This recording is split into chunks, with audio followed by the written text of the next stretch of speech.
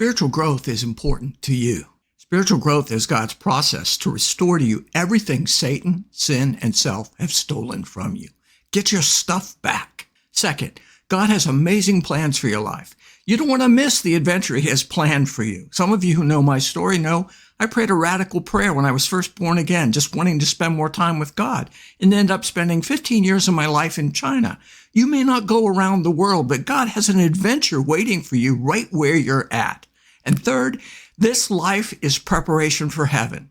Jesus will reward you for what you do for God after you are born again. When I was born again, I wanted to run after God, but I didn't know what to do. I literally kept hitting walls. I spent years trying to do things that people told me I should. And I kept tripping over things from my alcoholic past that hurt me, ungodly beliefs, sin habits, emotional wounds, etc. I muddled along. 2 steps forward, 1 step back. I finally realized that God has priorities. Some things are more important than others. And when I did the most important things first, everything else began to fall in place. These are the 7 keys to spiritual growth I found most helpful in my Christian journey and while helping others with their journeys. As a home group leader, an intercessor, teacher, Christian life coach, and friend, I pray these 7 keys will accelerate your spiritual growth. The first key is passion. It's our daily desire and pursuit of God that empowers our spiritual growth. Without love, we can do nothing of spiritual significance. Not one thing. Second, the second key is perspective. Vision. You need vision to see and think like Jesus. Jesus' vision came from knowing His identity and His purpose, and yours will too. Your identity.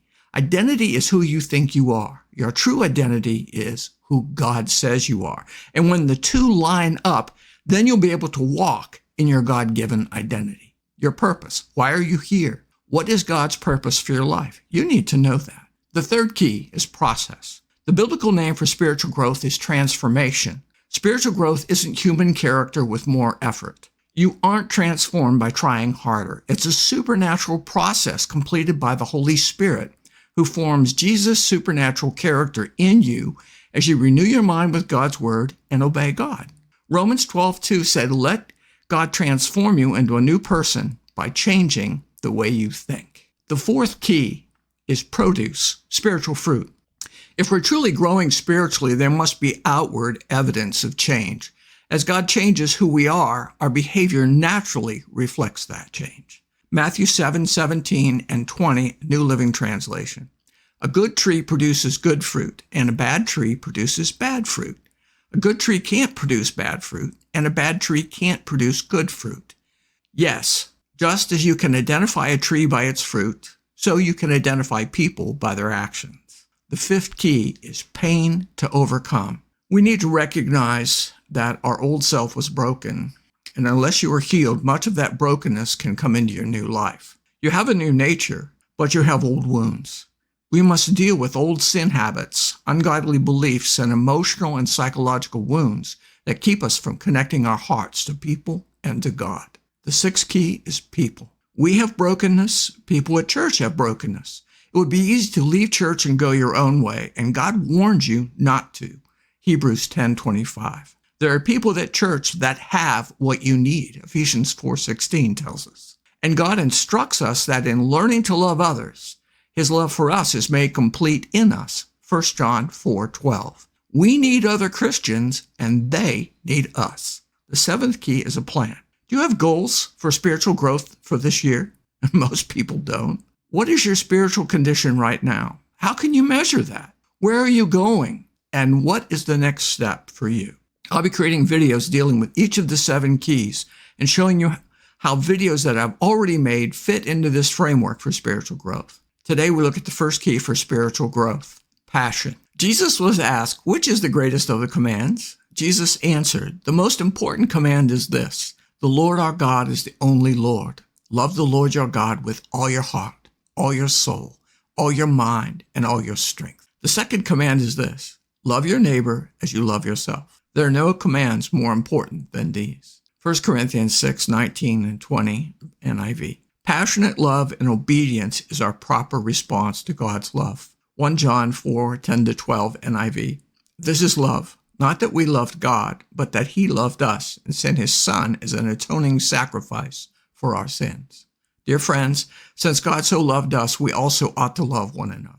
No one has ever seen God, but if we love one another, God lives in us, and his love is made complete in us. 1 John 4:19, King James Version. We love him because he first loved us. 2 Corinthians 5:14-15, New Living Translation. Christ's love controls us. Since we believe that Christ died for all, we also believe that we have died to our old life. He died for everyone so that those who receive his new life will no longer live for themselves. Instead, they will live for Christ, who died and who was raised for them. These scriptures clearly show that out of God's love, he saved us, and we, out of our love, serve him. Our lives are not our own. Don't you realize that your body is the temple of the Holy Spirit who lives in you and was given to you by God? You do not belong to yourself, for God bought you with a high price. So you must honor God with your body. 1 Corinthians 6:19 and 20, NIV. Lay down your life for your friends. John 15:12-13, NIV. My command is this: love each other as I have loved you. Greater love has no one than this, to lay down one's life for his friends. Jesus did it for us, and God asks us to do that. He asks us to lay down our lives for our families, our friends, our neighbors, and others. Unlike Jesus, our sacrifice is not giving up our lives all at once. Our sacrifice is to live for God one moment at a time. God calls us to be living sacrifices. He invites us into his love, which transforms us into creatures of love.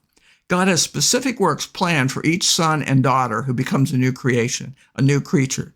We're to go in Jesus' name and love others. God asks us to pray, to give our time, energy, work, and our hearts to the people in our lives. He asks us to love them into the kingdom of God.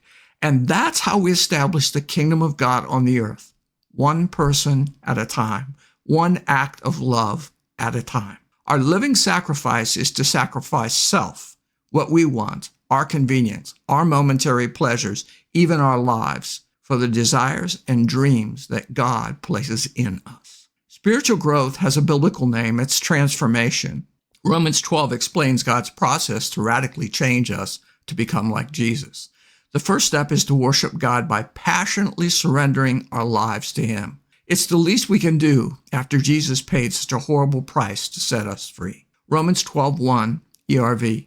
So I beg you, brothers and sisters, because of the great mercy God has shown us, offer your lives as a living sacrifice to him, an offering that is only for God and pleasing to him. Considering what he has done, it's only right that you should worship him in this way. Jesus then gives us opportunities to do things of eternal value as we lovingly serve him and other people. John 15:16-17 in the NIV. You did not choose me, but I chose you and appointed you so that you might go and bear fruit, fruit that will last. And so whatever you ask in my name, the Father will give you. This is my command. Love each other. In Revelation, Jesus told the Laodicean church, which had lost its passion, I know your deeds, that you're neither cold nor hot. I wish you were either one or the other. So because you are lukewarm, neither hot nor cold, I'm about to spit you out of my mouth. Revelation 3:15-16, NIV. After this stinging rebuke, Jesus tells them to open their hearts to him and he will come to them in love. This is one of the most precious scriptures in the Bible. Those whom I love, I rebuke and discipline. So be earnest and repent. Here I am. I stand at the door and knock. If anyone hears my voice and opens the door, I'll come in and eat with that person and they with me. Revelations 3:19-20. Christianity is a radical upheaval of everything that you, your old self, and Satan desire, and what you actually used to do. Christianity is radical change of heart, of thoughts, of beliefs, attitudes, and actions. We need motivation to make such sweeping changes in our lives. God's love is our motivation.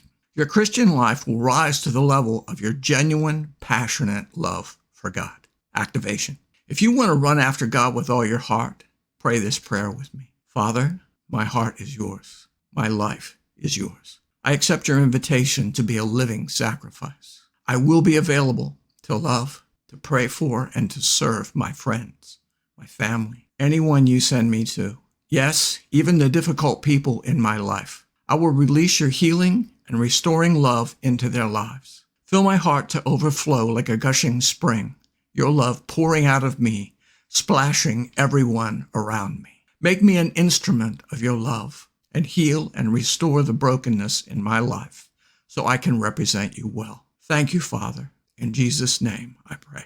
Amen. May God's passionate love flow through every fiber of your being. If you enjoyed this video, please subscribe, like, and leave a comment. Thank you for listening. And thank you for doing the activation to let God transform you into a new person by changing the way you think. Romans 12:2, New Living Translation. Until next time, God bless.